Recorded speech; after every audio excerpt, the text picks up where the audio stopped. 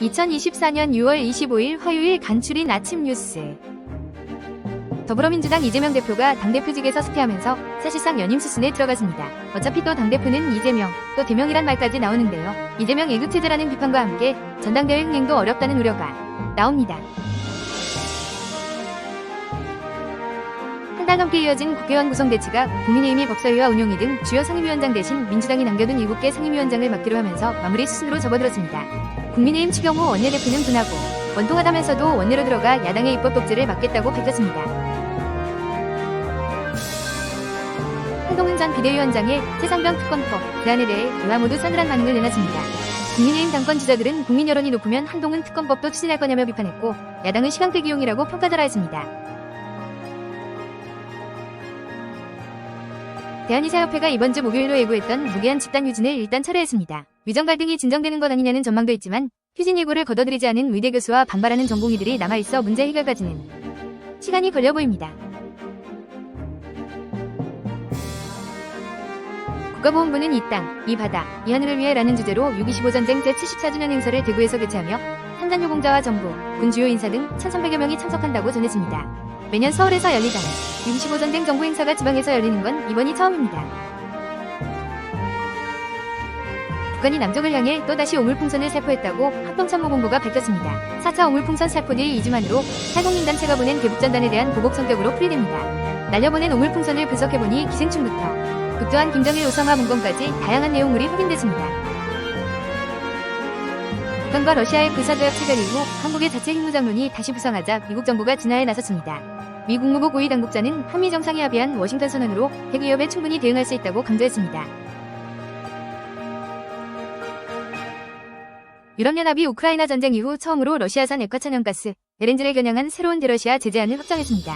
또 북한이 러시아에 지원한 무기 선적과 운송에 관여했다고 의심받는 회사도 이번 제재 대상에 포함됐습니다. 미국의 역사사회교사 33명이 한국전쟁 74주년을 맞아 어제부터 열흘 동안 우리나라를 방문해 미래세대에게 가르칠 한국의 발전상과 역사를 공부하는 시간을 갖습니다. 이번 프로그램은 최대 참전국인 미국 교사들의 한국 교육 연구 활동을 강화하고 지원하기 위해 마련됐습니다. 어제 경기도 화성의 리튬 전지 공장에 큰 불이 났습니다. 이 불로 22명이 숨졌고 8명이 다쳤고 1명은 실종 상태입니다. 이번 화재로 숨진 희생자는 한국인 2명, 외국인 노동자가 20명으로 신원 확인에 어려움을 겪고 있습니다. 경찰과 검찰은 전담 수사팀을 구성해 화재 원인과 중대재해법 위반 여부 등을 조사할 방침입니다. 이번 화재는 리튬 1차 전지에서 한 개에서 시작돼 주변 배터리가 연쇄 폭발하면서 대형 화재로 번졌습니다. 작업장엔 배터리 35,000여 개가 보관되어 있었습니다. 대형 화재가 발생한 아리셀은 리튬 1차 전지를 만드는 공장입니다. 최태원 SK그룹 회장이 노소영 아트센터 나비관장과의 이혼 소송 항소심 재판부가 판결문을 고친 것에 불복해 대법원 판단을 구하기로 했습니다. 최 회장 측은 어제 24일 서울고등법원의 판결문 경정 결정에 대한 재항구장을 냈습니다. 보험설계사가 소비자를 현혹해 부당하게 보험을 갈아타도록 하는 부당승환 관련 제재가 강화됩니다. 영업정지 및 등록 취소까지 부과할 방침입니다. 금감원은 소비자가 보험 갈아타기를 권유받은 경우 보장 내용과 보험료 등을 비교해 새로운 보험이 정말 필요한지 꼼꼼히 따져봐야 한다고 당부했습니다. 서울 강남 지역 고가 아파트가 움직임이 예사롭지 않습니다. 한두 달 사업대가 오르는 일이 여기저기서 일어나자 내놨던 매물을 거둬들이거나 매매계약 협상 중에 값을 더 높여 부르는 등 과열 조짐마저 나타나고 있습니다.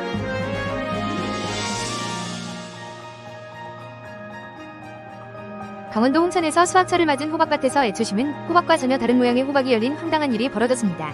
농민들은 호박 종류가 뭔지도 몰라 판매도 못한다고 합니다. 이렇게 엉뚱한 종자로 피해를 본 농가는 확인된 곳만 강원도 홍천의 5곳, 재배 면적이 33,000제곱미터에 달해 피해 규모가 상당하다고 농민들은 주장합니다.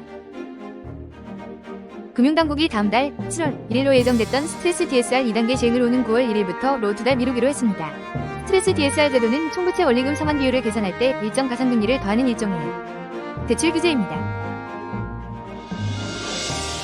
성격 유형을 진단하는 MBTI 검사 한 번쯤 해보셨을 텐데요. 그 중에서도 서구형인 T와 감정형인 F를 구분해 일상생활에서 T유형의 사람들에게 무뚝뚝한 말투와 표정을 놀리거나 지적하는 일이 늘어나고 있는데요.